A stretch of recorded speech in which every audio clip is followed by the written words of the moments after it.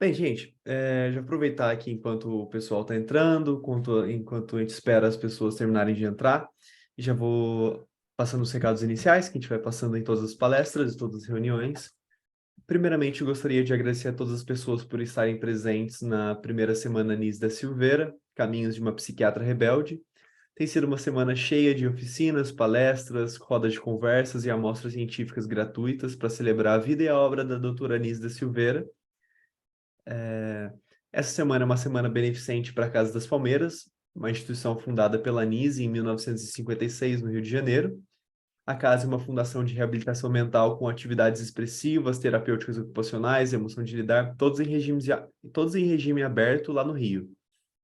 Para saber mais sobre a casa, nós podemos acessar o Instagram, @casadaspalmeiras.nise. E a casa vive de doações e mãos generosas. Sendo assim, deixaremos todas as informações necessárias para a gente fazer as doações durante o evento. Bem, e hoje, ao fim da palestra, a gente terá um sorteio que será sorteado o livro O Sentido do Medo, da Verena Cast. Ao final da palestra, a gente vai explicar como é que vai funcionar o sorteio, tá? Podem ficar tranquilos. E a gente também tem o cupom de desconto de 30%, cupons para ser usados, se usa Nise Vive. É no site da Vozes, o cupom, livrariavozes.com.br. E é isso. Hoje a nossa palestra internacional, a Renate, ela é coordenadora do ambulatório de Zurique, no Instituto de Zurique. Então ela basicamente coordena os grupos de estágio clínico, essas coisas. E é isso, basicamente. So, I think, Renate, could you introduce yourself to us? Yes, my name is Renate Daniel. I'm a psychiatrist and Jungian analyst, training analyst and supervisor at the Jung Institute, Zurich. Então, disse que o nome dela é Renate Daniel, ela é psiquiatra, analista junguiana e supervisor e coordena os grupos de trabalho lá no Jung Institute em Zurique. And before we continue, Sebastian, could you introduce yourself too? And we would like to thank Sebastian a lot too. Bem, a gente gostaria de agradecer muito ao Sebastian também, porque é a segunda vez que ele está aqui com a gente hoje na semana, mas também é a segunda vez que ele está com a gente nos nossos eventos, porque no ano passado aí ele participou da 43ª Semana de Psicologia, em que ele traduziu a palestra do Arash, também do Instituto de Zurique. Então, Sebastião, muito obrigado. Você poderia se introduzir para a gente? Eu que agradeço a presença, não tem muito o que falar, eu sou também especialista em Jung, especialista em psicologia positiva também, participo de alguns grupos de trabalho da USP também, sobre Jung e psicologia anomalística, e eu estou muito feliz de estar aqui com vocês novamente. So I can start? Yeah, Renate. Okay. Let's see here. Let's start. Today we want to talk about Psyche and Soma, and for me it's important to show that Jung did not only write and experience about the psyche itself, but has already given to us some insight of the correlation, the connection between Psyche and Soma. Então, hoje vamos falar sobre a psique e a soma, o corpo, e é muito importante para mim mostrar que Jung não somente falava sobre psique, mas já introduzia essa relação entre a mente e o corpo. And today I want to speak about the relevance of emotion, imagination, being touched, and the immune system. So it's a story from Jung until today, the research, let's say. E hoje eu quero falar sobre a relação entre as emoções, a imaginação, o fato de ser tocado e um pouquinho um resumo dos estudos de Jung.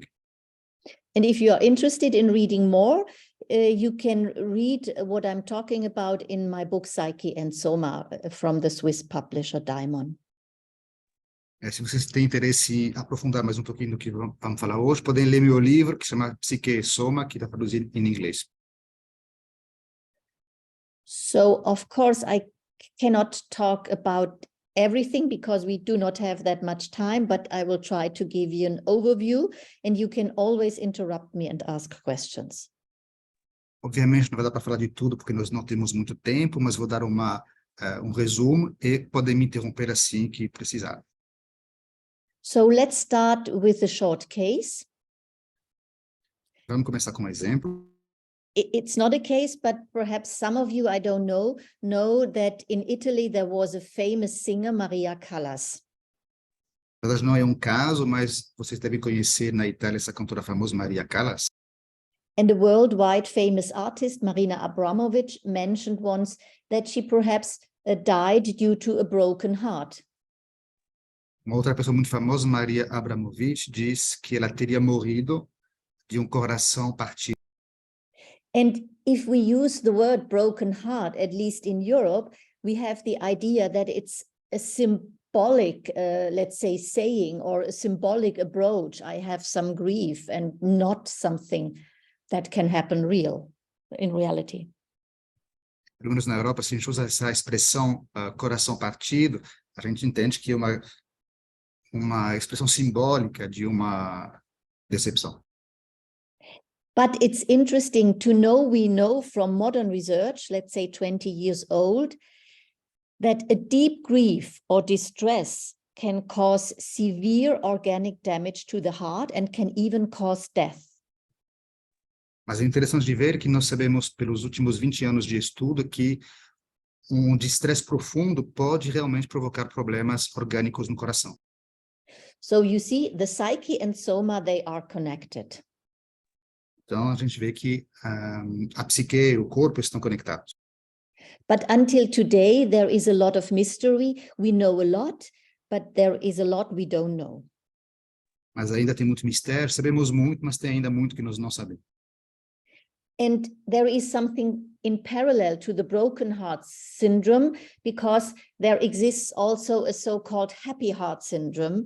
And some people, for example, they got this severe organic damage during the Soccer World Cup. They were full of joy. And then due to this joy, they got a heart attack and some of them even died. É interessante ver que, em paralelo ao coração partido, também tem síndrome do coração feliz, e acontece que algumas pessoas experienciam, por exemplo, na Copa do Mundo, uma intensa alegria e morrem de parada cardíaca depois. So what do I want to talk about today? It's, as I mentioned, a Jungian approach to psychosomatics, and I will start with Jung's empirical work and empirical research. That's the word association test. I will then continue to modern research, placebo, to, let's say, 20-year-old research, psychoneuroimmunology, and perhaps some relevances for our therapeutic work. Como eu falei, o que nos interessa é a relação entre Jung e as questões psicossomáticas, então vamos começar com as pesquisas empíricas do Jung, teste de associação de palavra, pesquisa sobre placebo, psiconeuroimunologia e a relevância terapêutica. Yeah.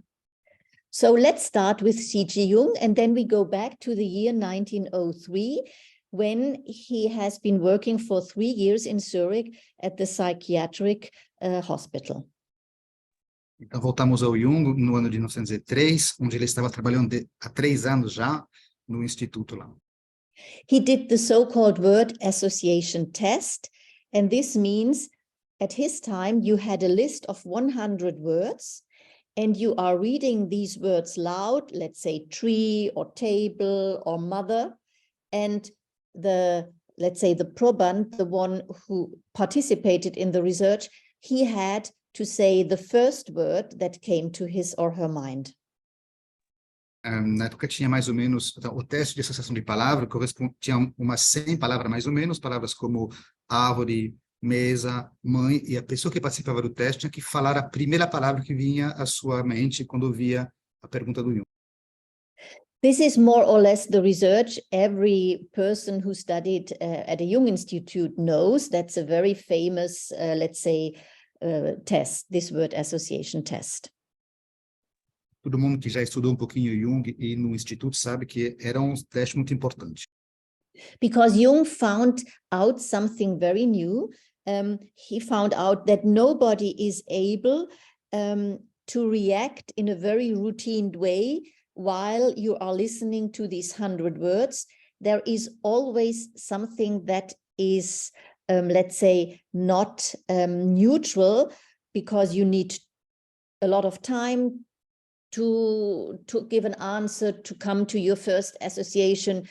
You start mumbling, or perhaps you are red in your face, or you don't know what to say. So there are always some words that are where your reaction is very special. Eu descobri uma coisa muito nova na época, é que ninguém consegue responder a tudo de uma forma completamente neutra e automática, porque sempre tem alguma palavra que desencadeia algum sintoma, algum problema de rigidez da face, algumas dificuldades de pronunciar.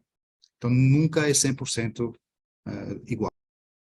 And those of you who studied Jung know that with this research, he found, or the fundament of this research, the results led to the concept of a so-called complex, which means there are some words that lead to a difficulty in your psyche, and that's what he called the complex.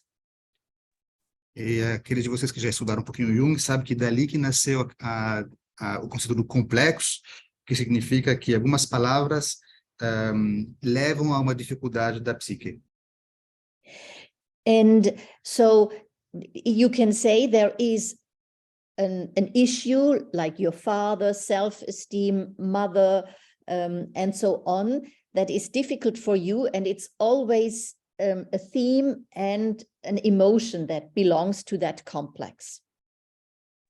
E aí vocês podem dizer que sempre tem alguma coisa, como a relação com o pai, com a mãe, autoestima, que tem alguma relação com as emoções e as palavras. But even trained Jungian analysts forget or are not aware that Jung not only did this word association test with writing down the words, measuring the time until you answer, but that he was interested in the body.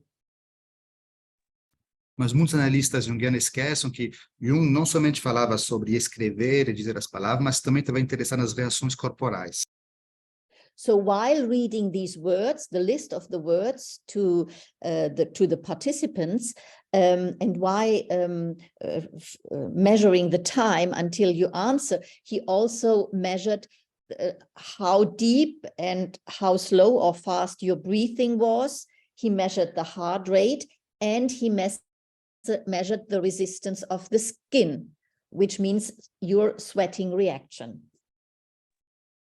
E, na verdade, além de ler as palavras e medir o tempo de reação, ele também media a respiração, a profundez e o ritmo da respiração, o ritmo cardíaco e a resistência da pele com o galvanômetro. So, and there is an important result that our skin resistance, which means if we are sweating or not, that's influenced by our emotions. E aparece um resultado muito importante, que é a nossa resistência da pele, que é saber se nós suamos mais ou menos, é influenciado pelas emoções. So you can see now, 120 years old, there is the result of the research, there is the emotion, something psychologically, and your sweating system, the skin resistance, something physical, and something that belongs to the psyche. Então, podemos ver que 120 anos atrás já percebia essa relação entre as emoções, alguma coisa psíquica, e uma reação do corpo.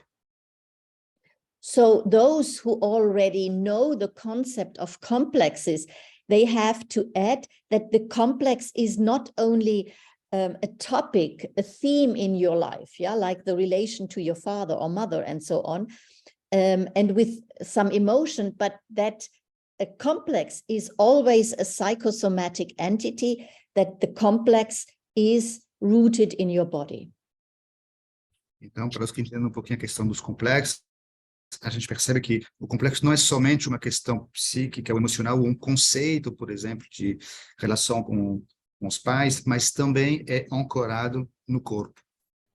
And in daily life, you know that if you are deeply touched emotionally, you have some ideas, but your body reacts in a way.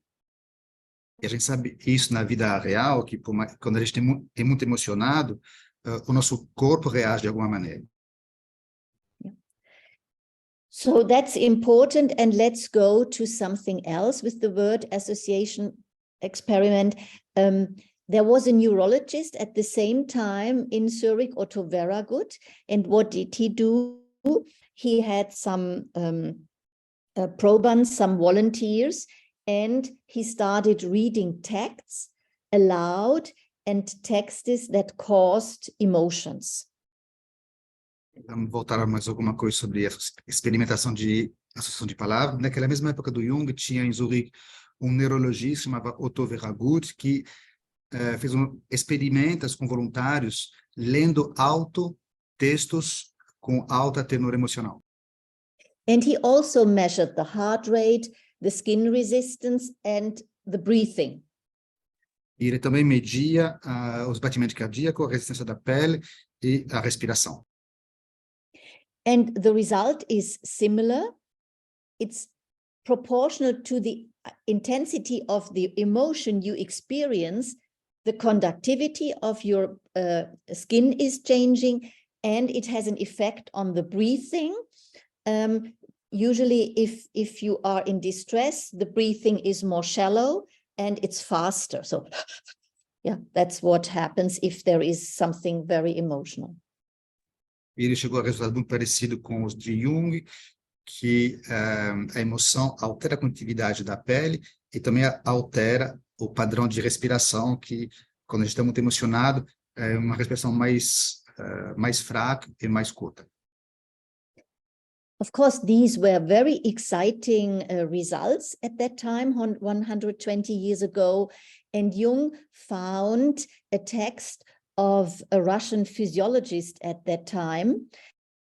It was Tarachnov. E foram resultados muito interessantes para a época, e Jung logo mais encontrou textos de um médico russo chamado Tarachnov. And this man from Russia, a neurologist, he did something that led then to new research of Jung. What did Tarchanov do? He took a feather and tickled the face of his volunteers. That was, and again, he measured the skin resistance, the heart rate, and breathing. E o que Tarchanov fazia é tocar o rosto das pessoas com uma pluma e medindo também as mesmas coisas, né? Resistência da pele, respiração e batimento cardíaco. This was the first group, and the second group, then he had, for me, the brilliant idea that he didn't tickle the face or touch the face with the feather, but he announced, I will touch your skin. Ele tinha um segundo grupo que, para mim, é muito interessante, uma ideia muito interessante, é que ele não tocava as pessoas com a pluma, a pena, eu falei plumas e pena, na verdade, mas ele anunciava que ele iria fazer assim. And in the third group, the task for the volunteers was to recollect feelings of anxiety or joy, something, let's say, experiences with deep emotions. E no terceiro grupo, ele pedia para as pessoas se recordarem de sensações com intensa emoção, de ansiedade ou de alegria.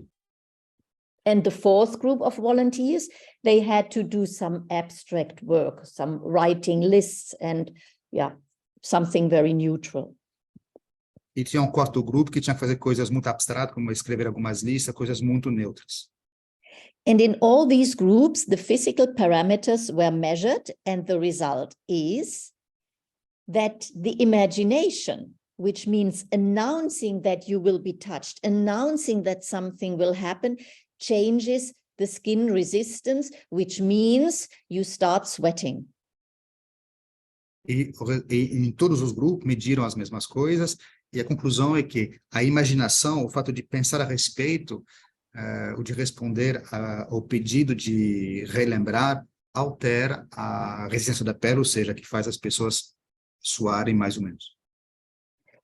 And that's very important because to imagine something means to embody. Isso é muito importante porque significa que imaginar algo significa incorporar este algo.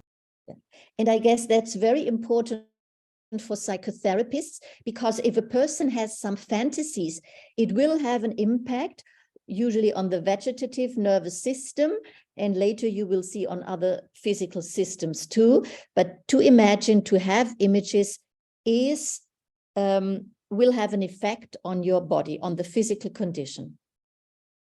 Isso é muito importante para a psicoterapia, porque a gente vai ver que a imaginação altera o sistema nervoso vegetativo e outros sistemas também. Então, altera o corpo. I don't know if you use it in a similar way in your country, but for example, in Europe, in the center of Europe, there is a kind of saying, you are just imagining it. That's only a fantasy. That's an illusion. But these early results made of Jung and other colleagues show that imagination is not something in your head, in your fantasy or wherever, but that it is connected with your body. Eu não sei se vocês aqui falam, como a gente fala na Europa, alguma coisa que não é, você está imaginando, é da sua cabeça, como se fosse alguma coisa puramente intelectual, mas na verdade a gente percebe que os pensamentos têm uma relação com o corpo. Inspired by this research, Jung also did some research because he had a group where he pricked some of his volunteers with a needle, and then he announced, now I will prick you with a needle. And again, he measured the skin resistance, the heart rate, and the breathing. Depois Jung fez outro experimento com uma agulha, onde ele espetava as pessoas com uma agulha, ou anunciava que ele iria espetá-las, e também medindo aquelas três coisas. And the interesting result is that whether you are pricked, whether you are touched with a needle, and of course it's painful, or whether the, let's say, being pricked is announced, your skin resistance is almost the same. E o que é interessante é que, ao ser espetado, que é doloroso, o tocado pela agulha, o de imaginar que a agulha vai tocar, a reação da pele é a mesma. So you could say that the overall result of Jung and his colleagues was, without touching the body, your fantasy, expectation, imagination, they influence your vegetative nervous system and thus the body. And that's important for psychotherapy. It helps to understand why people can be re-traumatized, because you have the image in your head and then something happens in the body. Or it can show that something, I will come back to it, like a lie detector works, but not in the sense expected. But first you can translate. Então, a conclusão é que, mesmo sem tocar o corpo, fantasias, imaginação, expectation, não sei em português como que é, influenciam o sistema vegetativo, o sistema nervoso vegetativo, e que, portanto, o corpo, e que a gente pode entender por que pessoas têm evento de retraumatização e, eventualmente, como funciona um detector de mentiras. And the lie detector, that's very interesting. If we take Jung's result into account, then we can see, yes, the lie detector has to work because there is an inner image. They want to find out if you're lying or not. So that's a kind of distress. And that's why the skin resistance, heart rate, and breathing has to show a result, but nobody knows if it's due to a complex, let's say, it's an authority complex, you are afraid or you feel ashamed. We don't know why there is this physical reaction. We only know that it's a complex, but it can never prove that you are lying. But the research shows that it's plausible that there is a reaction. E o assunto do detector de mentira é interessante, porque seguindo Jung, a gente pode entender por que complexo alteraria o resultado, mas não o porquê. So this is, as I mentioned, 120 years old today. It's not very, and it was very difficult to have all these devices to measure it. It was not easy in the laboratory. Today, you know, we all have these wearables, and it's not very difficult to measure all the blood pressure and so on, and to see the correlation between emotions, fantasies, and physical reactions.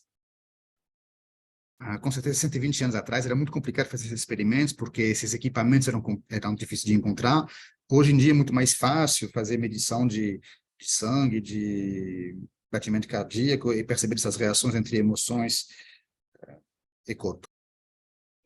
And here is an example of a 4-year-old boy, Felix, and his blood sugar. He suffered from diabetes type 1, and his mother was an IT expert.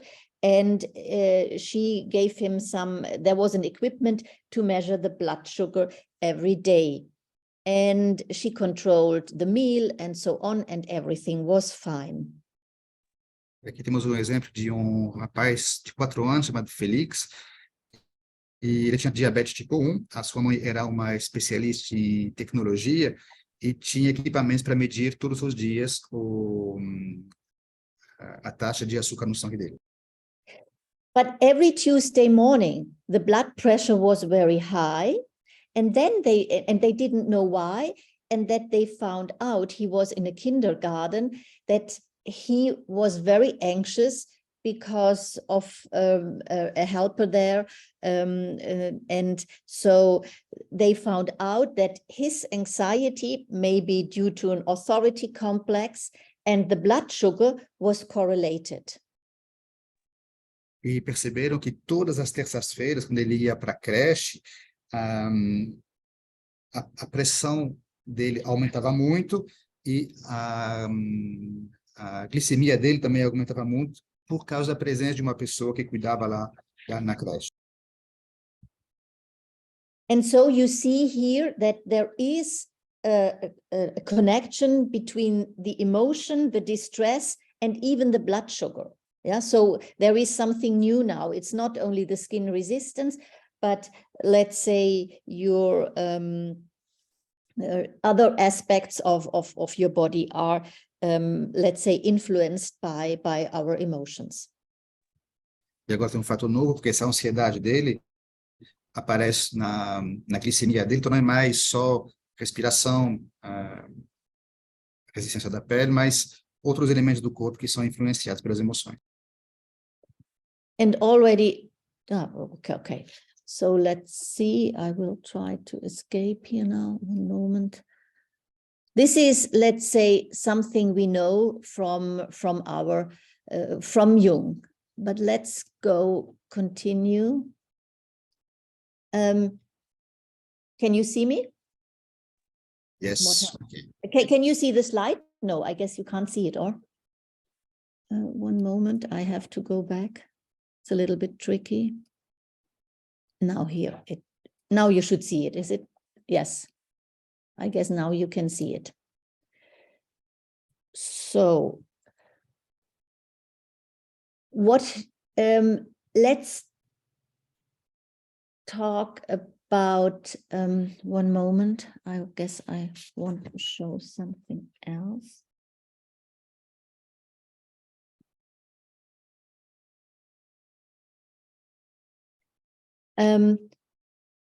There is a research in the, let's say, 40 years ago, when people suffered from a mental burnout, or even when people had to recover from a surgery. And what was let's say, the design of the research?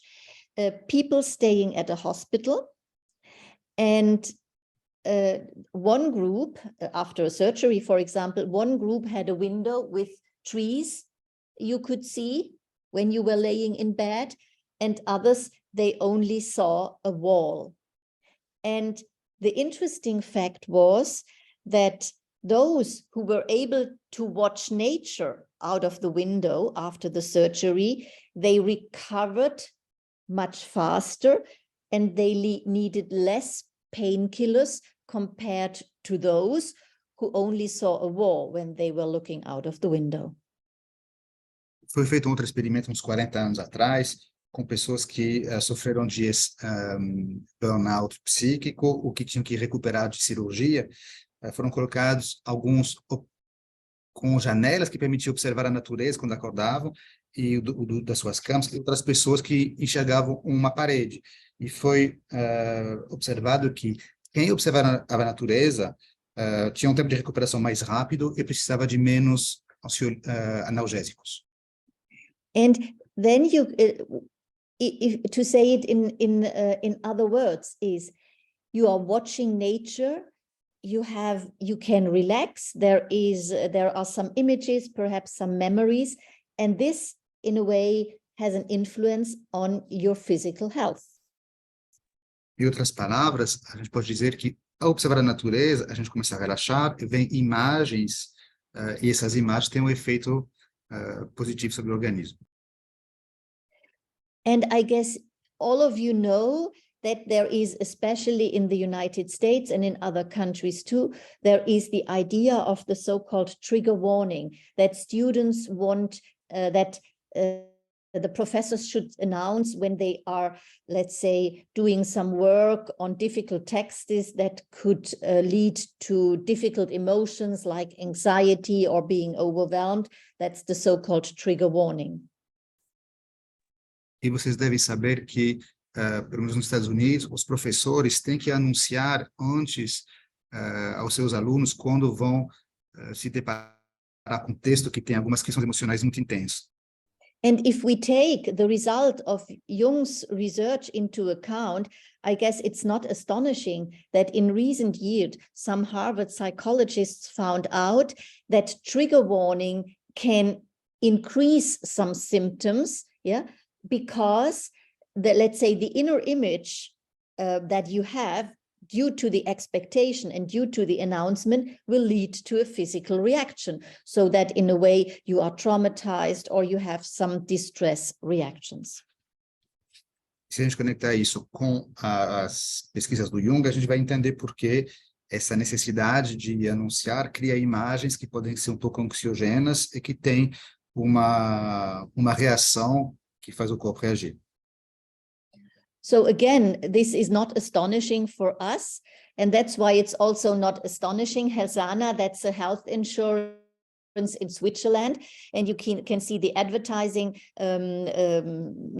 let's say at the main station or even at the airport, or there is a lot of advertising, and they say, if you are hugged, if you hug a person, you calm down, physical intimacy relaxes, the psyche, kissing helps you to relax. So you see that there is a knowledge that our emotional situation, our fantasies, and our distress and physical symptoms are connected. Então não é surpreendente ver que, por exemplo, na Suécia tem essas propagandas, especialmente em aeroportos e em outros lugares, que falam que a intimidade, abraçar alguém, beijar e outras fantasias tem um efeito positivo sobre o organismo. And one moment. Escape.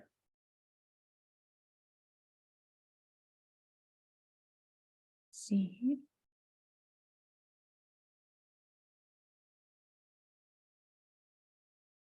Should work. One moment. Let's do it here.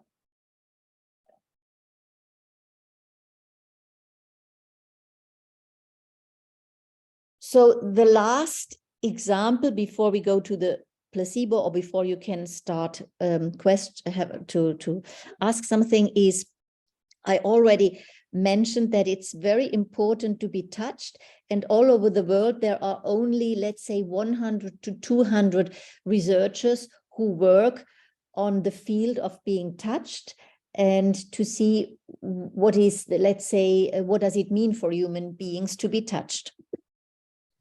Eu já falei que Isso é o último exemplo, antes de a gente poder fazer algumas perguntas aí para a definição do placebo, mas a gente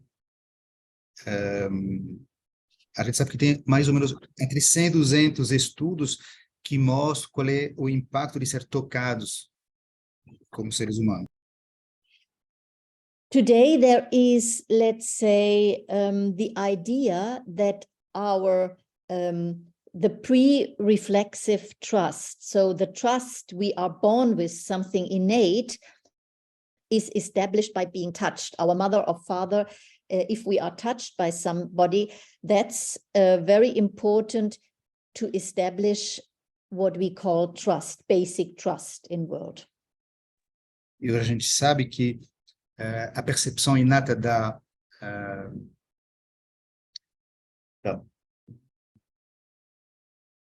desculpa, eu esqueci trust. Like confidence. Confiança. Yes. Yeah. Então, essa percepção inata da confiança, ela vem do toque, especialmente do toque dos pais. And here it's an example. In 1995, the two female twins, Curie and Brielle, were born. Este é um exemplo. Em 95, as gêmeas Curie e Brielle nasceram. And they were born 12 weeks premature. Elas nasceram prematuras de 12 semanas. And in very critical condition, they were placed in 2 incubators. Elas estavam em condições bem críticas e foram colocadas em 2 incubadores. And this was made because at that time, one was convinced that hygiene is very important. Yeah, of course, the risk of an infection is very high, and the effect could be very dangerous for these 2 children. E foi feito assim porque na época a gente achava que a higiene era muito importante e que tinha que evitar eventuais contaminações. And one of them, Curie, stabilized quickly, but Brielle was in a very bad condition. E a pequena Curie se estabilizou muito rapidamente, mas a Brielle continuou em condições muito críticas. And the bad condition means she was crying, she had a high temperature, and she was, let's say, a very nervous child. Everybody could see that due to the, let's say, the parameters and her behavior, it was a very bad condition. E condições ruins, que queria dizer que ela chorava, estava muito nervosa, e todo mundo podia perceber que ela não estava bem. And then a nurse did something that was forbidden. Então a enfermeira fez uma coisa proibida. It was forbidden to bring them together, but the nurse, let's say, didn't accept the rules. She didn't obey, and she brought them together in 1 incubator, as you can see here. Então a enfermeira fez uma coisa proibida, mas ela decidiu juntar as 2 crianças num só incubador, como a gente pode ver na foto aqui. And Curie, let's say, the healthy sister, she started hugging Brielle. E Curie, que era a mais saudável das 2 irmãs, começou a abraçar a sua irmã. And together in 1 incubator, let's say, the sick girl stabilized very soon. E uma vez as 2 no incubador, a menina que estava mais doente se estabilizou muito rapidamente. And today the 2 sisters are in their 20s and healthy women. E hoje as 2 têm por volta de 20 anos e estão em plena saúde. So you see that being touched, yeah, and perhaps the warmth together and this emotional situation has a deep influence on our body. Então a gente pode ver que o fato de ser tocado tem uma influência muito grande no nosso corpo. And due to the pandemic, I tend to say there was a shock all over the world. And oh no, I have to start in a different way. Sorry. Let's say this experiment, the disobedience of this nurse was, the effect was published all over the world. And that's why after that, in the 90s, usually premature born babies were taken on the naked chest of the mother or the father for several hours a day, during a day. And this helped the babies to recover soon because of this condition when they are premature. Esse trabalho, essa história foi publicada, e depois dos anos 90, em alguns hospitais, criou-se o hábito de deixar a criança prematura em contato com a pele do pai ou da mãe. And during the shock of the pandemic, the parents were no longer allowed to take the premature born baby on their chest. Again, the hygiene was so important that these babies had to stay in the incubator. E durante a pandemia, por causa das questões de higiene, foi proibido de novo de deixar as crianças prematuras em contato com a pele dos pais.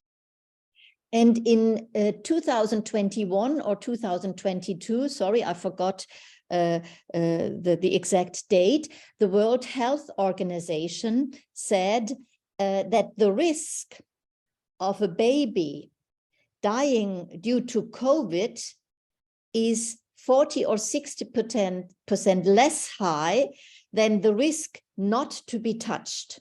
So it's 40 to 60% higher the risk if you don't allow the parents or somebody else, to touch the baby. So it's much more important for the health compared to the risk of the infection. Não me lembro agora se for em 2021, 2022, mas a Organização Mundial da Saúde publicou que o risco de Covid para as crianças que não eram tocadas pelos pais aumentava de 40% a 60%. So this is the first part, let's say, of my introduction. We don't know how it works, but we know that it works. Emotion, imagination, being touched, and the body. So there is a flow. We can describe it, but let's say the underlying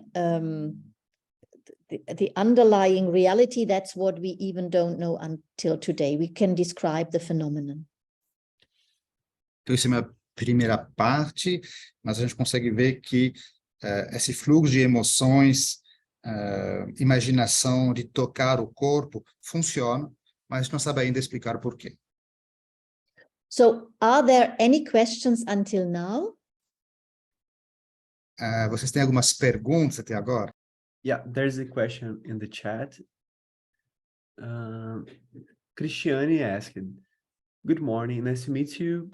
I would like to know if possible, if Jung studied meditation and what results he reached about this. And what results he reached about this work, and also about the influence of positive thoughts on your bodies and health. Yeah. Is there any study that also talks about the delay of old age in this case?" I didn't understand the last question. The delay of I think like the delay of aging. Okay. So first of all, he didn't do research on meditation, but when he himself had a big crisis in 1930 because of his let's say split with Freud, he was in a turmoil. He had a lot of inner images, and he described in Memories, Dreams, Reflections that he started yoga. Yeah, he started, let's say, physical exercises to calm himself down. So that was necessary. And afterwards, he was able to take the inner images and to work on that, yeah, and to understand it. So for me, and that's the summary, there is a flow between, and of course, it's a concept, there are three layers. It's our mind, the emotion, and the body. That was his own experience. Então, na verdade, ele nunca estudou a meditação, mas a gente sabe que em 1914, depois daquele rompimento com Freud, que deixou ele muito atormentado, ele começou a fazer yoga e alguns exercícios físicos, e ele disse que isso ajudou ele a trabalhar muitas imagens mentais que vinham. Então, a gente vê que tem esses três níveis, sempre entre as emoções, a imaginação e o corpo.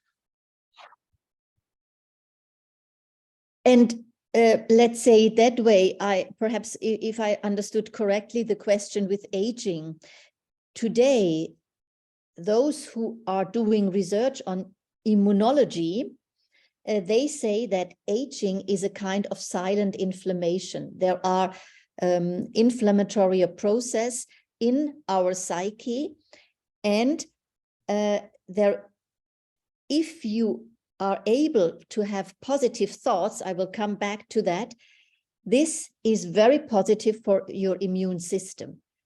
But it has to be something that you can believe. It's not possible to say everything is good, and then you don't believe it.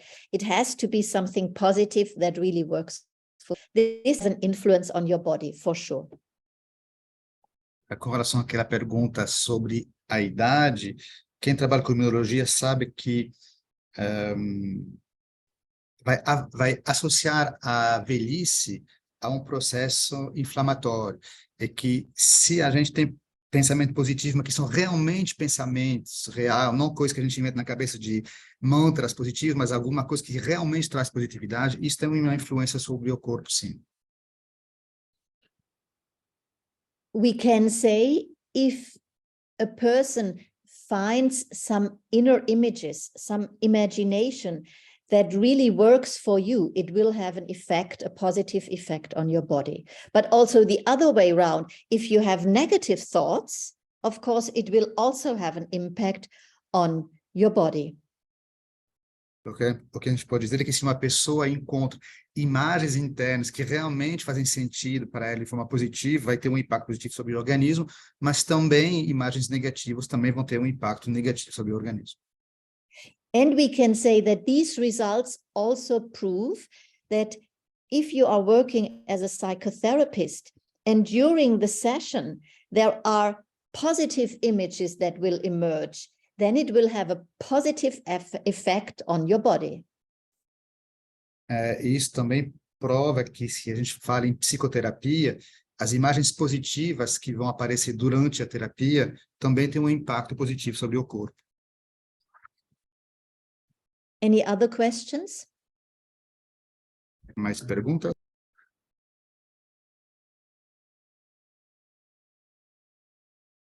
Not now, Renate. We can continue. Okay, then I continue with only, of course, only some aspects of placebo.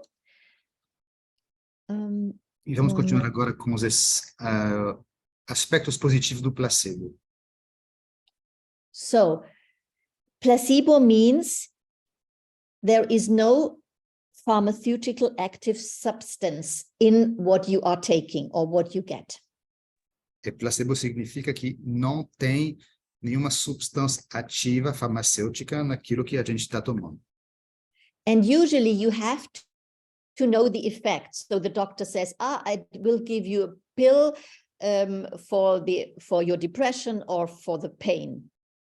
Mas a gente tem que saber o efeito. Então o médico sempre vai falar, eu vou te dar um remédio para a depressão, para... And to summarize the results of the modern research, you can say the effect of this non-active substance depends on your expectation. E em resumo das pesquisas atuais, o que a gente pode dizer é que o efeito dessas substâncias desses remédios que não têm substância ativa depende da expectativa da pessoa. So you can say, according to Jung's research, your inner image, because the expectation means there is some hope, you have an image, it will reduce my pain, works on a physical level. Então, juntando com os estudos do Jung, o que a gente pode dizer é que a imaginação ou a expectativa, porque a expectativa ela é uma imaginação do que alguma coisa vai funcionar, tem um efeito sobre o organismo. But it's even more complex, and I will show you a research done in the northern part of Germany. Mas, na verdade, é um pouco mais complexo do que isso, e vou mostrar o resultado do experimento que foi feito na Alemanha do Norte. In neurology, she had 22 healthy volunteers, and they were, let's say, their leg was, let's say, a little bit burned, and they had to say how intense is the pain when there was a scale of 1 to 100, and the average, let's say, evaluation of this kind of pain of these 22 volunteers was, let's say, it's 66. Eu tinha uma neurologista que fez um experimento com 22 voluntários, pedindo para relatar a sensação da dor ao receber alguma queimadura na perna, numa escala de 0 a 100, e a média era de 66. So, and now all of them got a painkiller because they were suffering. Então, todos receberam um analgésico porque todos estavam sentindo dor. And now there were 3 experiments. E aí fizeram 3. They got the painkiller, yeah, intravenous, the application, yeah, without that the volunteers were informed that there is a painkiller inside what they got. Eles recebiam o analgésico na veia, e foram 3 grupos. Um não sabia que tinha analgésico no procedimento. So I guess we are not astonished when you get a painkiller, even you are not informed that the pain will be reduced. And that's what we can see. Let's say the scale was now 55. So in the beginning, it was 66. They got the painkiller. They didn't know it, but the pain was reduced. Não é uma surpresa, porque o analgésico tem efeito. Então, essas pessoas receberam o remédio sem ser anunciado, mas a gente vê que a média baixou de 66 para 55. And now they got the same amount of painkiller, but it was announced. So the volunteers were informed that they got the painkiller. And now, let's say, the evaluation was 39. So you see 55 if you don't know, and if you know that you get a painkiller, so you expect that it will help, there is an additional effect. E depois fizeram a mesma coisa, anunciando que havia um analgésico no preparo, e a média baixou para 39. Então, a gente pode perceber que passou de 55 a 39 a partir do momento que a pessoa tem a expectativa de que funcione e que isso aumente realmente a eficiência. So, let's say the conclusion of this research says, if you get a substance, the result is a mixture of the substance itself, let's say the painkiller, but your expectation and that you know that it will help, this is the placebo effect, is an additional effect if you can trust this medication. So if you hope that there will be effect, the effect will be in addition to the effect of the substance. Então, a conclusão disso, na verdade, é que a eficiência da medicação é uma mistura da medicação e da expectativa que a gente tem, da confiança e da esperança do resultado. But if you doubt, let's say you get the medication and the doctor announces it, you get a painkiller, but if you are very anxious or if you doubt, the placebo effect will be negative and the medication cannot work as good as it could if you only refer to the substance. Então, o efeito contrário também, se ao receber, mesmo sabendo que tem o remédio, a gente tem pensamentos de ansiedade, ou não acredita no funcionamento, então o efeito placebo é invertido e o remédio termina. So you see that the effect, the physical effect of an imagination is also important for the placebo effect and for the treatment of diseases. Então, a gente vê que a imaginação tem um efeito direto para o placebo, mas também em todos os efeitos de terapia. Due to neurobiology, we know now, let's say, at least where the placebo works, and we know more because compared to 120 years ago, we have more equipment and more possibilities to do some research. And Então, what we know. Então, hoje, com a neurobiologia e mais equipamentos, a gente tem mais indicações de onde funciona e não funciona o placebo. And for example, the antidepressant medication fluoxetine works, that's what we know today, in the same areas of the brain in a similar way to placebos used by depression. So the placebo is not something, it's not a fantasy. There is really an effect in your brain. E hoje a gente sabe, por exemplo, com alguns antidepressivos, como a fluoxetina, que as áreas do cérebro onde haja a fluoxetina são os mesmos do que o placebo. Portanto, que o placebo há um efeito real. But what we see, it's almost the same area or a big overlap, but very often the effect of a placebo diminishes over time. And the question is it because of a physical or a psychological reason? E a gente percebe, então, que os efeitos, as áreas no cérebro são basicamente as mesmas, mas o efeito do placebo diminui com o tempo, e aí sobre a pergunta se isto é por questões psicológicas ou fisiológicas. So, concerning the body, we know that there is an overlap in the brain regions that are activated, but it's not completely the same. So that's a hint that it's, at least in some aspects, something physical. A gente sabe que as regiões afetadas do cérebro não são exatamente as mesmas, mas tem uma grande superposição, então, portanto, tem sim uma questão fisiológica. But there is also a psychological, let's say, aspect we should consider, because in the word association experiment Jung did, it was found out, for example, if you announce, I will prick you with a needle, I will prick you with a needle, the reaction of the body diminishes. Yeah, perhaps you don't believe it or you are used to it. But what we also know is the more you are excited, the more intense is your physical reaction. So if you expect a lot from a placebo, you are very excited and then something will happen. But if it's daily routine, this emotional expectation and excitement is less or lower, and then the placebo effect will be less intense. Mas com certeza tem uma questões psicológicas também, porque naqueles experimentos de associação de palavra, como anunciar que vai ser picado pela agulha, mais a gente faz o experimento, mais a gente anuncia, menor a reação que a gente percebe. A mesma coisa com o placebo, se a gente é muito excitado pela ideia de receber o tratamento, o resultado é mais intenso também.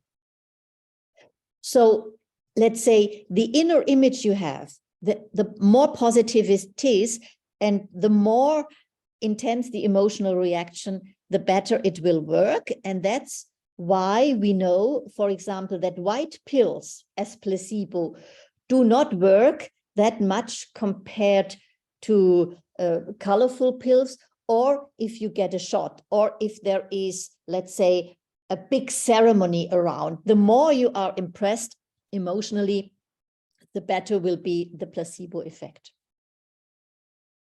Então, a gente sabe que mais intensa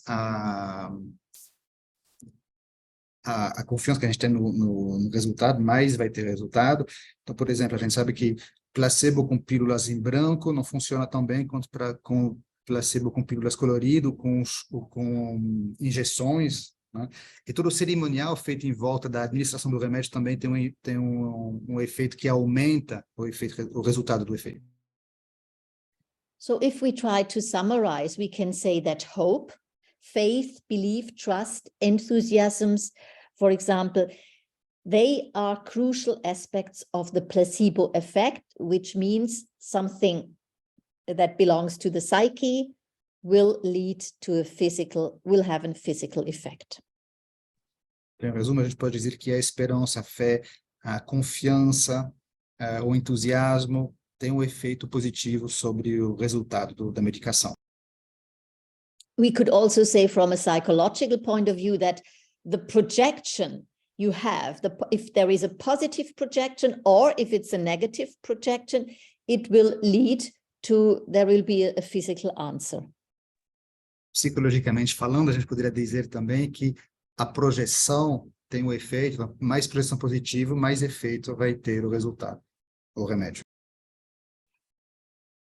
But that's what we can't control. You can't get up in the morning and say, today I believe, or today I'm excited. So it happens in the psyche. That's why the placebo effect cannot be controlled. The substance, of course, that's what you can figure out. But it happens, there is a kind of resonance inside of you, but it cannot be controlled by us. Isso é uma coisa importante, é que a gente não consegue controlar essas coisas. A gente não vai acordar de manhã mais ou menos entusiasta, a gente não consegue ter esse controle. One idea concerning dementia. People suffering from dementia, they need a higher dose of painkillers. And now, if you take what I described and the results of the research, a person who suffers from dementia will forget why he is taking this pill. And when the placebo effect, which means the expectation is important, is one part of the efficiency, of that the medication works, then of course we can understand that they need more, because this aspect of mind and psyche is not working in this situation. Uma coisa com relação à demência é que a gente sabe que quem sofre de demência precisa de doses maiores de analgésicos, e a gente entende por quê, porque eles esquecem, ou se esqueceram do porquê que eles estão tomando aquelas medicações, e por isso que o efeito placebo tem um impacto menor. And that's why, if we understand the placebo effect, we can understand how self-fulfilling prophecy can work. You have an inner image, you expect something, and it will lead, there will be a reaction in your body, something will happen. A gente pode, entendendo o efeito placebo, a gente entende como crença em bons pensamentos podem funcionar. The conclusion is, if you are getting some medication, both substance-related and mental emotional factors are always involved in the effect. So it's the psyche and it's the substance. And why or how it works, or what is more important, that depends on your individual situation and on your personality. A conclusão é que o efeito da medicação, ela é uma mistura das duas coisas, né? A substância, a química, e a questão emocional. É que a importância de um do outro vai depender de cada indivíduo. So, this is about the placebo effect. Are there any questions before we start with the modern research, even more modern research? Então, isso era sobre o placebo. Tem algumas perguntas da gente continuar? Yeah, there's a question of Lilin Freitas. Do you have information about certain emotions are linked to certain parts of symptoms in the body? I don't know by heart, I guess, but that's only, I guess. It doesn't come to my mind if I read some thing about that.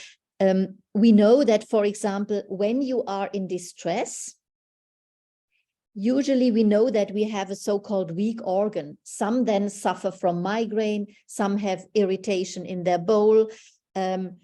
So I tend to say that we all have an organ where the distress tends to go to, and I guess that's something individual. Eu não me lembro exatamente agora, mas o meu pensamento, que eu li em algumas coisas, é que todos nós temos um órgão que vai responder a situações de estresse, mas que é uma questão mais individual de cada um. Todo mundo tem um órgão que vai receber a influência da emoção, mas é individual. Lilin Freitas asked, do you consider imagination impact on the psyche works in the same way of visualization? What was the last word? visualization? Well, we know that the image works, and the more you visualize it, the more intense it is. It has to be a combination of emotion and inner image. And the more intense the image is, and the more intense the emotion, it's like there is more energy, and this will have an effect on the body. Yeah, that's what we know. And of course, we can use that in psychotherapy for something good, or if you have negative imaginations or images, then it will also have a result. Yeah. Porque a gente sabe que... Thank you. Okay, Thank you for the reply. Porque a gente sabe que as imagens funcionam, mas tem que ser uma coisa repetitiva e que é preciso que a imagem seja associada a emoções intensas. E isso pode ser alguma coisa interessante para a psicoterapia. She asked, what's your opinion of our brain doesn't, sorry, what's your opinion when our brain doesn't distinguish what is imagined, dreamed, or really happened in life? What is the question? Can you repeat it? What's your opinion when our brain doesn't distinguish what is imagined, dreamed, or really happened in life? I hope I got it. This leads to a new, let's say, field of Psyche and Soma I can't talk about today, because the question is, how can I say, we all have a kind of worldview. More or less unconsciously, we have a kind of theory how the connection between Psyche and Soma works. Do you want to translate? Or shall I continue first? Or I can continue perhaps. So perhaps to summarize, we all have a kind of underlying, more or less unconscious, let's say, belief or idea or worldview how Psyche and Soma works. And one, let's say, worldview is, since the age of enlightenment, that there is the body and the psyche and that they are separated. That's the dualism. Yeah. And there are at least 4 or 5 of these concepts. And when you are talking about, let's say, dream and imagination and that we don't distinguish, I offer you a worldview that belongs to Jung's psychosomatics, and some, not many, but some neurobiologists, that there is a reality we don't know. Yeah, let's say this is under my hands. But then, and that's like, let's say, like a boundary. And there is a unity, what Jung called unus mundus. And then, as soon as we are aware, we can only perceive the polarity, Psyche and Soma, but it could be one entity. And then it's our conscious mind who can only see both aspects, but it could be that there is something where it is an entity. It's a short summary, sorry. Essa é uma pergunta um pouquinho difícil de responder, mas o que a gente pode dizer é que essa questão da relação entre a psique e o corpo, existem várias teorias sobre elas, né? Talvez 4 ou 5 teorias diferentes, e que a gente vai ter aqui uma perspectiva junguiana sobre o assunto, né? Que vai, em resumo, dizer que a gente separa mente e corpo, mas que, no fundo, existe uma coisa só, né? É que somente a consciência vai permitir que a gente tenha essa percepção. And that's why that would be a different topic. You could find it in my book. How do we understand how it works? In this lecture, I can describe what are the phenomena and what do we know, but we don't understand how. And that's why it would be important to see what is our worldview. Yeah. é uma coisa que a gente vai falar um pouquinho aqui, mas que eu descrevo mais no meu livro. O que a gente sabe falar a respeito dos fenômenos, mas não sabe explicar o porquê que eles acontecem. E que isso tudo depende da nossa visão do mundo, da nossa visão de enxergar essas coisas. I think we can go on, Renate. Yeah, okay, then I go on. Let's go to a very new, let's say, a field of research. One moment.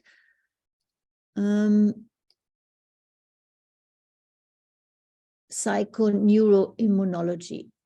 Okay. This is a field of research where, and that's, let's say, since the 70s of the last century, it's a research. What about the psyche and our immune system? Vamos falar de um campo de pesquisa novo que nasceu nos anos 70 do século passado, que é a relação entre a psicologia e o sistema imunológico. Não sei se tem uma palavra para isso em português. And you could say it started in 1975 with the psychologist Robert Ader. And what did he do?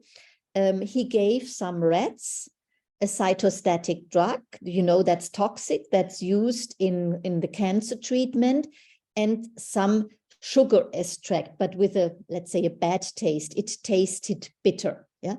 And of course, when you get a psychostatic drug, like in cancer, the immune system is suppressed. That's why cancer patients, let's say, they have to be careful so that there is no infection. Yeah, the white blood cells are very low, and there is the danger that you get an infection, and that's the suppression of the immune system. So when the rats treated by this cytostatic drug and the bitter extract, Ader was not suppressed of this reaction. But then in a second part of the research, he only gave this sugar, this bitter but harmless sugar, and the immune system was suppressed. So it's like a kind of conditioning. You don't get the physical substance, you don't get the medication, but the immune system reacts. It's like a memory, yeah, and that's of course something psychological. And so the psyche and the immune system, they are connected. Então, em 1975, Roberto Ader, que era um psicólogo, fez um experimento com ratos, dando para eles uns medicamentos tipo de tratamento de câncer, citostatic, que tem o efeito de abaixar o sistema imunológico, junto com um extrato de açúcar amargo. E o que percebeu que, dando isso, houve os efeitos da medicação, e no segundo momento, deu de novo agora somente o açúcar sem a medicação, e percebeu que o sistema imunológico estava abaixado da mesma maneira. Então, parece que é um condicionamento psicológico que faz com que impacte o corpo, apesar de não ter nenhuma substância. And now a research with human beings, a medical doctor, she injected students with adrenaline, and you only have to know it's a substance that activates the immune system. And she did the same. They got this substance activating the immune system and a fizzy powder. And on the 5th day, the students only got the fizzy powder, which means no active substance to activate the immune system. But again, the immune system was conditioned. So the same results with human beings. E depois essa médica, Angélica, fez um experimento com pessoas injetando adrenalina, mais uma outra substância, sem efeito, e percebeu que a adrenalina aumenta o sistema imunológico, e depois fez a mesma coisa, tirou a adrenalina e continuou com a mesma substância sem efeito, e depois de 5 dias perceberam que, 5 dias depois fez essa nova injeção, e percebeu que o sistema imune estava de novo ativado. And this result was I read only one case, but was used in the case of a young girl because she suffered from cancer and she had to take cytostatic drugs, and they combined it with something like Robert Ader, and then they could reduce, let's say, the toxic medication, and the effect on the immune system was similar. So you can use this knowledge in order to reduce some toxic medication. Eu só li um caso depois de uma menina a quem aplicaram esse princípio do Ader, e isso pode ajudar a diminuir o efeito negativo de alguns remédios. And there are many examples of research that help us to understand about Psyche and Soma. For example, a pediatrician, she, let's say, instructed children to learn something about the immune system through play. What is it? And then after they understood a little bit about the immune system, they were instructed to imagine that the immune globulin A should increase in their salvia, and it worked. Foi feito depois experimento por essa pediatra, Karin Olsen, que ensinava as crianças como que o sistema imunológico funcionava, e depois instigava as crianças a imaginar que a imunoglobulina A na sua saliva aumentariam, e mediram e perceberam que de fato tinha aumentado. So if I go back to Jung, because of course we saw that our emotional situation, which means more or less a complex reaction, has an impact on our sweating system, the heart rate, and the breathing. And now we know, due to modern research possibilities, that our psyche has a big impact on our immune system. Se eu voltar a Jung, a gente sabia já naquela época que havia efeito dos complexos da psique sobre a pele, a respiração, mas hoje a gente sabe, com técnicas mais modernas, que também tem efeito no nosso sistema imunológico.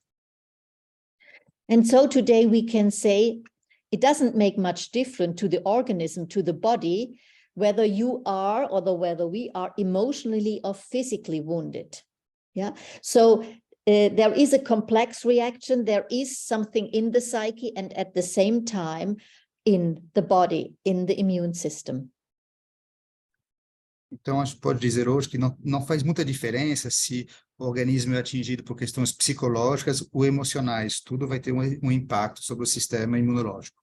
É uma reação complexa. And there is research on psychotherapy. For example, one research, 5 weeks, they took the salvia samples from patient and from therapists after the session.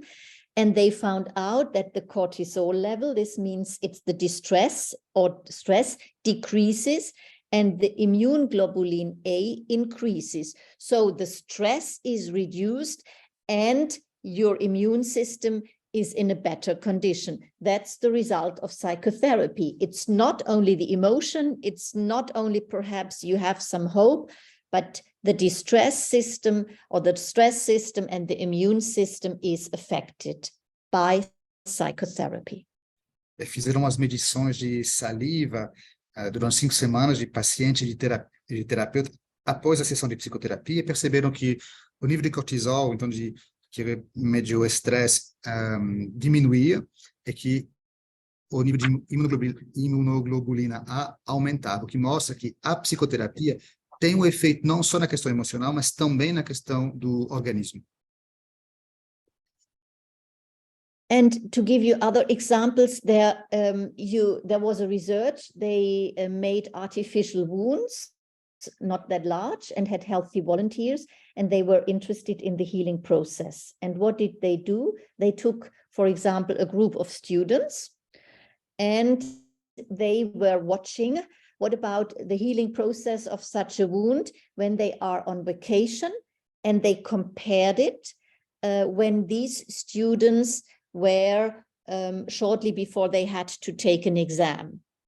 And the difference was that the distress of the exam compared to the time when you are on vacation, the wound needed 40% more time to recover. So only the exam, in a way, has such an impact on the healing process of an artificial wound. Fizeram uns experimentos também com voluntários em boa saúde, fazendo algumas feridas artificiais leves para observar o processo de cura desses, todos eram estudantes, né? E perceberam que, ao observar esse processo de cura de estudantes que estavam de férias com estudantes que estavam para fazer um exame, que o fato da ansiedade do evento do exame, aumenta em 40% o tempo da cura dessas feridas.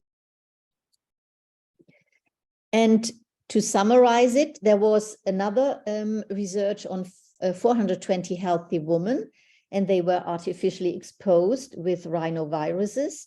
And the result is, the more distress you are in, the higher is the probability of catching a cold. The more severe were the clinical and immunological signs of the cold. And we know that socially poorly integrated volunteers do have more symptoms. So it's not only about the amount, let's say, of viruses you are confronted with. Let's say your psychological system, or no, your psychological state has an influence whether you will get a cold or whether you will get severe symptoms. And that's, for me, it was very, I wasn't happy to see that during the pandemic, almost all politicians in Europe were only focusing on the body, but they forgot the more you are in panic, the more you are in a difficult emotional state, the higher is the risk that you get the disease and the more severe it will be. So a global panic reaction, for example, will have a negative impact on the immune system, on many people, even a whole society. And that's why it's so important to see that Psyche and Soma are connected, even if we only have hypotheses how it works, but we know that it does work. Foi feito outro experimento depois com 420 mulheres de 54 anos que foram artificialmente expostas a rinoviruses de resfriados, né, vamos dizer assim, e que foi comprovado que maior o estresse das pessoas, maior era a probabilidade de ficar resfriado, e mais intensos eram os sintomas clínicos dessas pessoas. E que também as pessoas com situações mais precárias tinham mais probabilidade de desenvolver esses sintomas. É por isso que a gente percebe que a atuação de alguns países, politicamente falando, durante a pandemia, esqueceu essa questão. Todo mundo focou nos assuntos da saúde física, mas esqueceu essa questão mais psicológica, o que teve um impacto sobre a expansão e a duração da pandemia. Então, a gente percebe que há um efeito mesmo entre psicologia, a psique e o corpo, mesmo se a gente não sabe dizer exatamente como que funciona. So what could be the conclusion? The conclusion is from a researcher who is the psychoneuroimmunologist, which means the research psyche and immune system. He says, he's from Austria, psyche and immune system, psyche and immunology are one. So we can't split it in a way. So that belongs together. And he is convinced that global panic reaction are at least partly responsible for the spread of a pandemic. That's one aspect I already mentioned. And then also the economic situation has an effect on the immune system. And I will show you a research done in Japan, and it was done in the early 90s when there was an economic recession, and they compared the immune system of 96 taxi drivers and 96 government civil servants. And the civil servants, they weren't that much threatened because their income was always the same. They were paid by the government. And let's say their immune system was in a much better condition compared to the taxi drivers who were, of course, existentially threatened. Yeah. So, and you can do the research on some inflammation markers. So if you are anxious, if you are threatened in your existence, of course, it will have an impact on the immune system. And as soon as they are no longer that much threatened, the immune system will recover. So you see, it really belongs together. Teve especialista em psiconeuroimunologia, não sei se a palavra existe, mas inventamos ela, que chama Christian Schubert, que diz que não há como separar, que psique e imunologia são uma coisa só. Aí repete essa questão de que a questão do pânico geral que houve na pandemia foi em parte responsável pela expansão da doença, e também foi feito uns experimentos no Japão que mostram que a situação econômica das pessoas também influencia diretamente no sistema imunológico. Esse experimento, não é um experimento, uma observação foi feita em 92, 93, quando tinha uma recessão econômica muito grande no Japão, analisaram o sistema imunológico de motorista de táxi, que tinha uma situação muito instável, com relação a funcionários públicos que tinham a sua renda estabilizada porque eram pagos pelo governo, e perceberam que a situação do sistema imunológico dos motoristas de táxi foi muito pior do que daqueles que tinham uma renda estável. So you see, today we know more, and again, I want to emphasize, we know that it works, that there is this strong connection, but we mostly do not know how it works, and that would be a different lecture to see what are the concepts. Então, hoje, nós podemos concluir que realmente existe essa relação. Eu vou insistir de novo que nós sabemos que tem essa relação, mas ainda não sabemos por quê, e que precisaria de outros estudos e outras palestras para a gente poder analisar o porquê desses fatores. So, again, what works? Let's see, one moment. Go to the next slide, to a different slide, to give you some further examples. There was already a question that touched that. There is a case from a journalist, Norman Cousins. He suffered from a severe rheumatic disease, and the doctor said he will die probably in 3 or 6 months. Of course, it's 60 years ago. And then he decided to quit the hospital, to leave without medication. And he already had in mind that the fantasy, the images, and his emotional situation is important. And that's why he asked his friends to bring him some movie and tapes and books full of joy and comedy. And he laughed a lot, and he recovered within 6 months.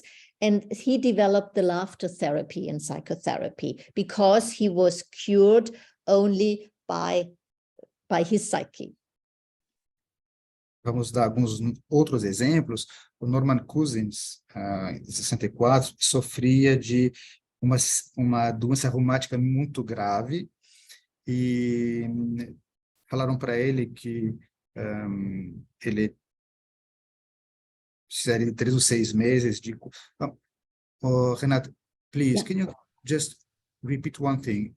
You said something about 3 or 6 months. Is that you will be cured in 3 or 6 months? Yes, it was that he needed 3 or 6 months, to watch the movies full of comedy, and then he was able to sleep. He was able to reduce the painkillers, and after 6 months he could get up from his bed and work, and he was cured. Então ele decidiu sair do hospital onde ele estava fazendo esse tratamento, e pediu para os amigos dele levar para ele livros, filmes de comédia, e chegou à conclusão que o fato de dar risada permitiu para ele, em 6 meses, se curar. E aí depois criou a psicoterapia do riso. Sorry, I made a mistake again. I will come back one moment. It's this what I wanted to show. One moment. So let's go back to this slide. And that's interesting because it was a single case. He had this experience. And when you see the second bullet point, today we are able to do some research to see the inflammation markers. And there is a research, let's say 10 years or 15 years old, that show that the inflammation markers of patients suffering from arthritis are reduced when they have cheerful experience, joy and laughter. So now the research shows that this is something typical, yeah. And let's say the case of Norman Cousins can now be in a way shown that this is really something that happens in our immune system. Isso é interessante porque o caso dele era um caso empírico, um caso só, mas hoje a ciência está mostrando que os marcadores de inflamação são reduzidos em pacientes que têm artrites, quando eles são expostos a questões de alegria e de risadas. But it would be wrong to focus only on something positive so that we have a kind of positive thinking, because we know that if you are able to handle your, let's say, negative or difficult emotions like hate or fear or anger or helplessness or humiliation, this has also a very positive effect on our immune system. Yeah, so it's the distress that is better, the cortisol is lower, and you will have a better healing of your wounds. So again, the distress is less and the immune system works better if you are able to, let's say, to handle or to cope with your difficult emotions. Mas seria ilusório a gente achar que é só questão de pensamentos positivos, mas também a gente sabe que aprender a lidar com as emoções negativas também tem o efeito de reduzir o cortisol, de abaixar o estresse, e isso também tem um efeito muito positivo sobre o organismo. So, let's say there is a lot of research done in a laboratory, but Christian Schuber, the man who does his research in Austria, he prefers to do some research in daily life, and that this research is called Life as It Is Lived. E esse psicólogo, Gordon Allport, prefere estudar essas questões na vida real mais do que em laboratório. And this means, for example, you live at home, you have to write a diary, you have to collect your urine because there are these inflammation markers, and from every day you describe your emotional and situation, the fantasies you had, the experience you had, and you have some inflammation markers that are investigated, examined at the same time. Então, como que funciona isso? Tudo ficando em casa, as pessoas pedem para as pessoas coletar suas urinas todos os dias para poder fazer exames para perceber os marcadores do sistema imunológico e escreverem todos os dias as emoções pelas quais elas passam para poder fazer uma correlação. And again, the result is if there is from an emotional perspective, a difficult situation, which from a Jungian perspective is a complex reaction, then this distress will weaken the immune system. E aí, novamente, mostra que essas questões de emoções intensas, que Jung poderia chamar de complexo, têm um efeito sobre o sistema imunológico. As we are already running out of time, I will not talk too much about the single examples, but to summarize, if you are able to get some self-agency so that you are not in a victim position, whatever you are suffering from, this has a very positive effect on the immune system. Por causa do tempo, não vou entrar em todos os exemplos que eu queria dar, mas, resumindo, a gente pode dizer que quem consegue se colocar o lidar melhor com suas emoções negativas, como não se colocar numa posição de vítima, tem um efeito positivo no seu sistema imunológico. That's what we can see. And perhaps the last hint on that slide, some breast cancer patients, they have to take so-called beta blockers because they suffer from hyper blood pressure. And the beta blockers also reduce usually your anxiety. And they found out that the metastasis risk is lower and that the probability to survive is higher. And the idea is the less anxious you are, the better for your immune system, and the higher is the possibility to survive. So again, the connection between immune system and emotion. Talvez o último exemplo desse paciente com câncer de mama, que são obrigados a tomar beta-bloqueadores por causa de questões de problemas cardíacos, o efeito do beta-bloqueador tende a diminuir a ansiedade, prova e mostra também que, nesses casos, o risco de metastase e a esperança de vida aumenta também. O risco de metastase abaixa e a possibilidade de cura e de tempo de vida aumenta. So let's go to number 44.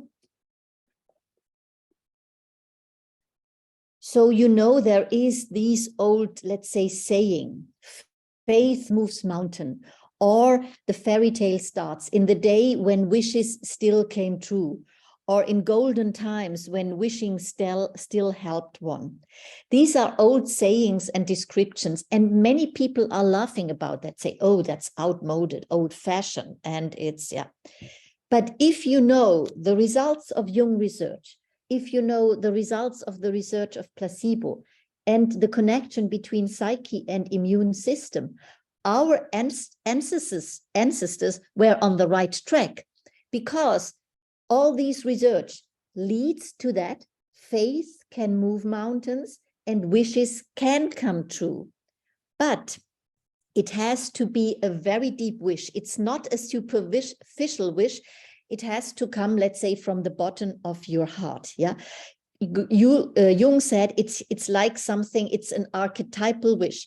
It's like a God's power. Yeah, it's in contact with something rooted in the unconscious, and it's not the ego that can decide that you want to wish. It's something very existential. But then something can happen, like, for example, a spontaneous healing. The person is in contact with something, and it's a deep belief or faith, and this will have an effect on the body.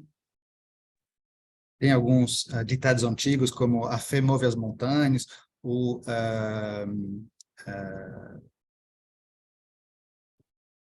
pensamento se torna realidade, que são coisas antigas, mas se a gente for, e a gente não dá bola para essas coisas, todo mundo fala que isso aqui não é verdadeiro, mas se a gente for olhar os estudos do Jung, essas coisas que a gente viu sobre o placebo e a relação entre a psique e o sistema imunológico, a gente vê que esses ditados, eles tinham um sentido, né?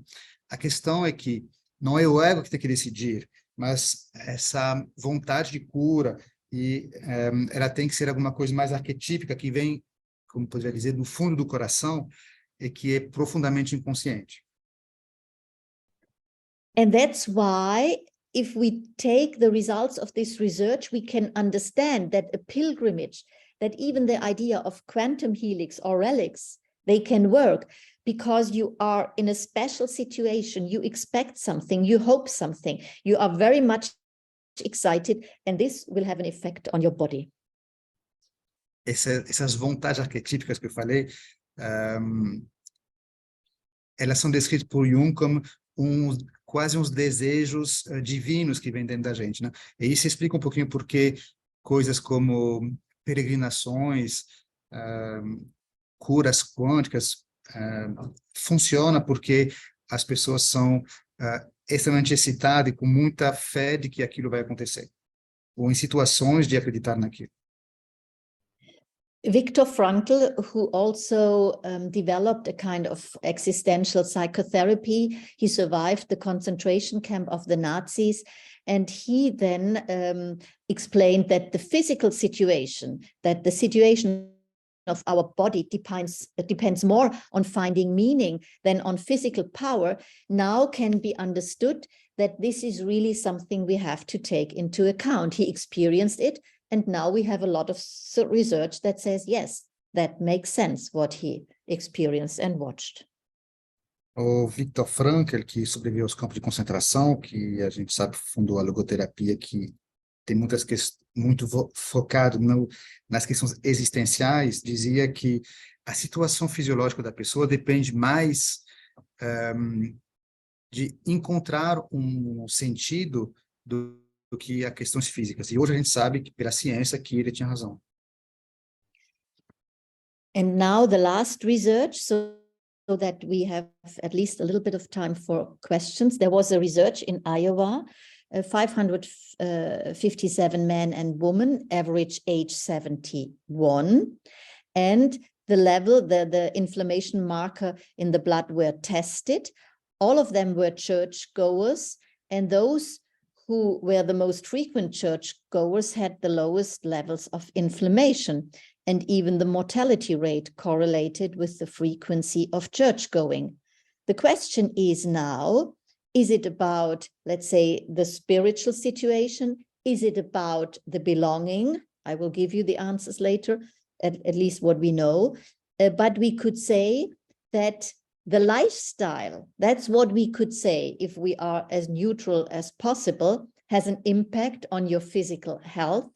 And perhaps it can show that during the pandemic, where, let's say, coming together for whatever reason was not possible, that this absence of belonging, of sharing something, perhaps also were important during the pandemic, but it was forgotten because those who made the decisions were only interested in the physical situation. Último exemplo, para a gente ter um pouquinho de tempo para fazer perguntas, estudo que foi feito em Iowa, que mostrou que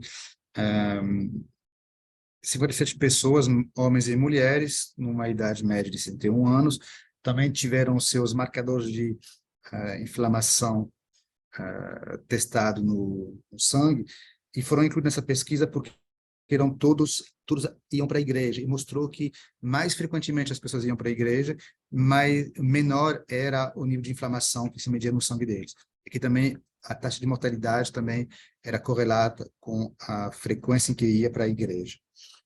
Isso também explicaria, talvez, por que, vamos talvez falar sobre isso um pouquinho mais depois, porque na pandemia, o fato das pessoas não se encontrarem também aumentava o risco da doença e do contágio.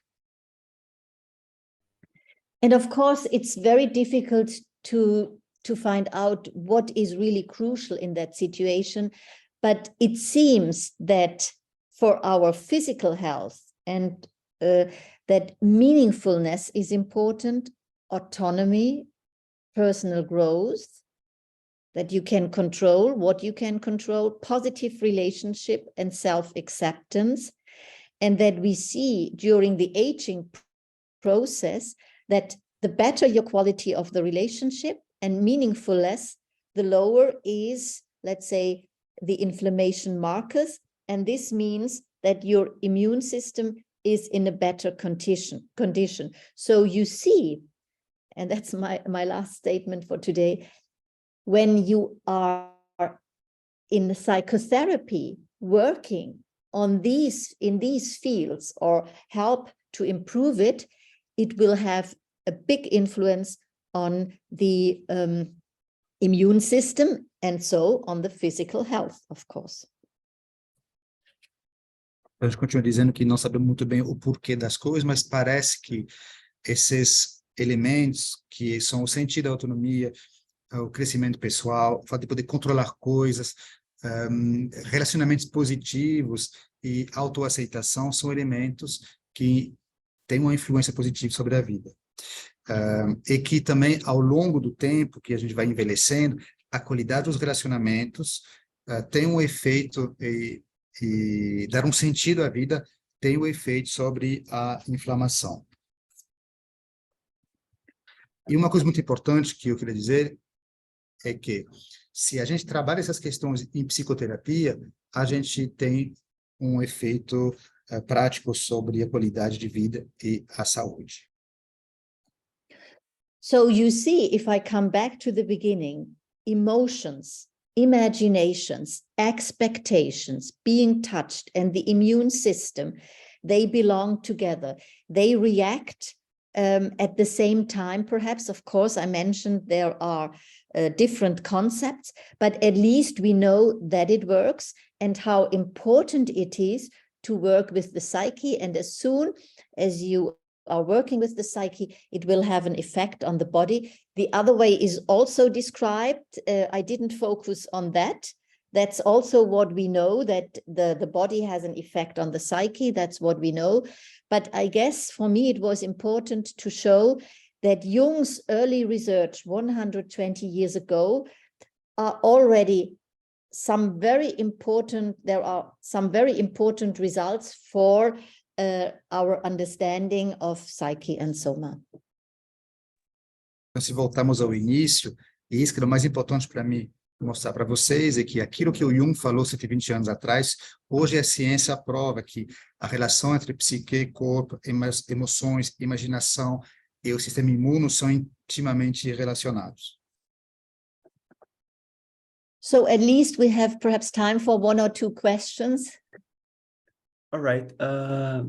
Renate, I have one question that what is the fundamental difference between Jungian and Freudian psychosomatics? Okay, that's a very interesting question. From my point of view, the Jungian psychosomatics, on one hand, it's about the complex, yeah, and the complex is something embodied. But it's more or less Jung's approach, the concept of how Psyche and Soma work together is more that it's something that belongs to the world of synchronicity. And Freud is more about causality. You do that, and then there is an effect. May it be on the psyche or on the body. And Jung, it's something that happens at the same time. It's a kind of pattern. That's for me completely different, but that would be a different lecture, of course. Gustavo, repete a pergunta em português, por favor. Bem, a pergunta que eu fiz para a Renate foi qual é a diferença fundamental entre a psicossomática junguiana e a freudiana? Então, a resposta dela foi que, fundamentalmente, a psicossomática de Jung ela é muito relacionada à questão do complexo, que o complexo é algo que é em uma parte encarnada, né? E a grande diferença é que o Freud sempre vai ver as coisas de uma forma mais casuais, com uma tem um efeito e uma consequência, enquanto o Jung vai levar isso para uma questão mais sincronística, né? São dois eventos acontecendo ao mesmo tempo, enquanto para o Freud seria uma causa com um efeito.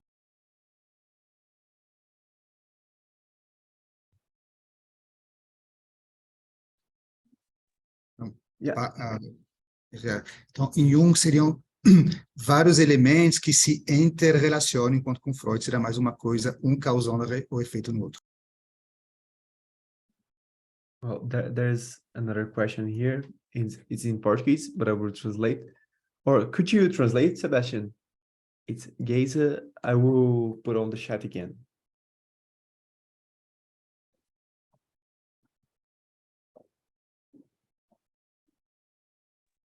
Okay, then I would like to know if this research... 2-3 Minuten noch. Yeah. I would like to know if this research also was based on the natural selection from Darwin, because I saw lots of similarities between your last words and the way of maintaining ourselves positive contributes to the immune systems. So it is a form of natural selection.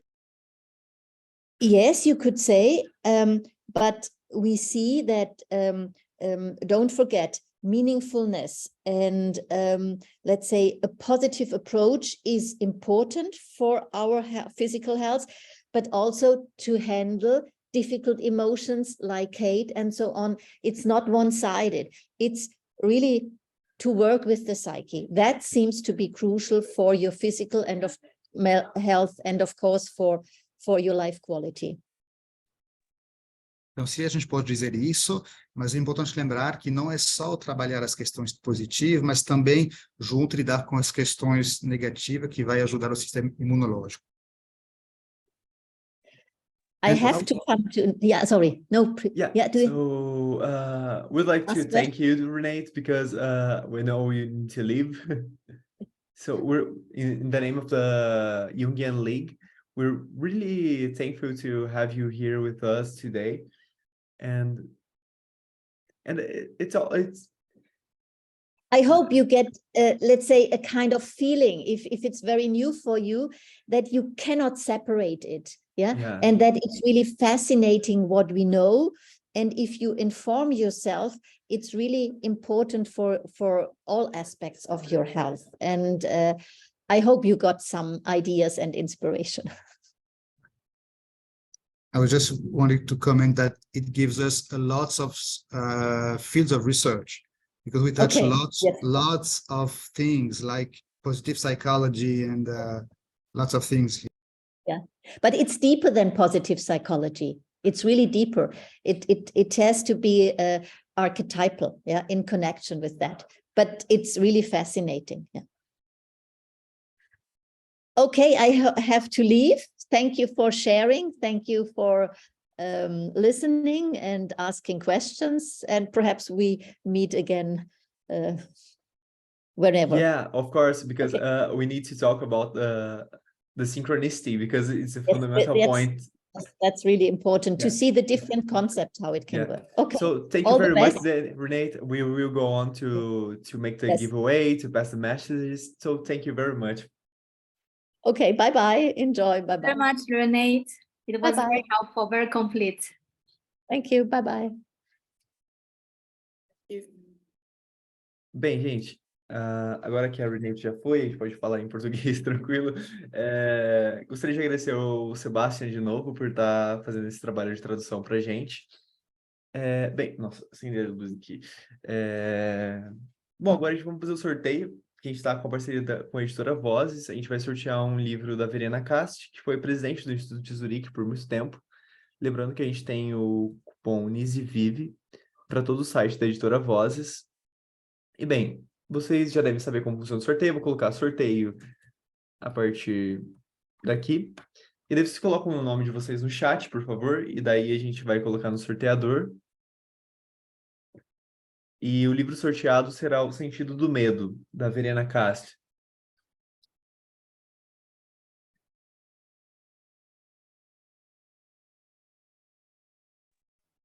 Bom, Gustavo, posso fazer um comentário? Claro. Que não por acaso, né? Está sorteando um livro da Verena Cast. Não sei se você assistiu a palestra da Verena Cast lá no Interpsi o ano passado? Sim, inclusive, gente, da onde que eu conheço o Sebastian? O Sebastian foi a pessoa que traduziu a Verena quando ela veio para o Brasil, e lá no Interpsi da USP. Então, uma coisa muito interessante que ela falou é que ela é especializada ela escreveu alguns livros sobre imaginação ativa, né? E ela fala que existe alguns estudos que comprovaram a eficiência da imaginação ativa na psicoterapia, à condição que haja uma conexão entre as imagens e as emoções. Então, que achava realmente essa questão emocional relacionada com as imagens. Acho muito interessante, porque tem muito a ver com o que a Renate falou hoje para a gente. E é muito bacana também, quando perguntado para ela sobre a questão do Freud e do Jung, que ela falou sobre a questão da sincronicidade, né? E que quando a gente olha para a teoria do Jung à primeira vista, assim, pode parecer que a teoria da sincronicidade é algo meio marginal na teoria dele, né? Sendo que é algo fundamental para a gente compreender a veiculação entre arquétipo e instinto, né? Sim, e tem alguns estudos também que foram feitos sobre... uma coisa que eu acho muito interessante é a gente ver que estudos e prática junguiana no Brasil, ela tem uma vertente, às vezes, diferente de outros lugares, né? Por isso que é muito legal a gente ter capacidade é falar de falar inglês e pesquisar coisa além do que a gente vê no Brasil, porque alguns elementos são menos utilizados aqui do que lá. Então, por exemplo, sincronicidade é uma coisa que não se fala muito em questão de psicoterapia. A gente vai falar em assuntos mais assim esotéricos, etc. Mas na Inglaterra, eles fizeram muitas pesquisas sobre a influência que sincronicidade tem na psicoterapia. Tem coisas muito interessantes ali de ver. Muito bacana. E é legal também de ver como é que o pessoal de fora gosta muito da forma como a gente conduz a... A gente não, né? Tipo, a comunidade junguiana brasileira conduz a teoria do Jung aqui, né? Lembro do Aras comentando com você no Sim. encontro. A Gleide perguntou para você, Sebastião, por onde ler, por onde começar a ler Verena Cast? Não vou saber responder, porque os livros da Verena são diversos, assim. Não vou saber opinar aqui.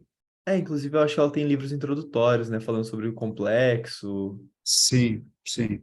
Mas ela é simples de ler, assim, ela não é uma pessoa muito complicada de ler. Eu acho que tem um livro dela que é muito legal, que é A Alma Precisa de Tempo, que é um dos últimos livros que ela escreveu, que eu acho que pode ser um bom início. Tá, gente, aqui vou colocar o sorteador aqui pra gente. Coloquei todos os nomes aqui. E é sorteado. Marco Flávio Dias da Silva. Marco, tá aí?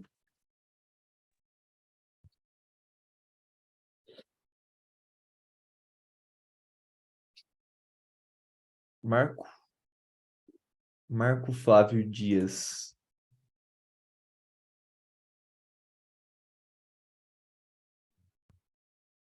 Alô, Opa, Marco, tudo bem?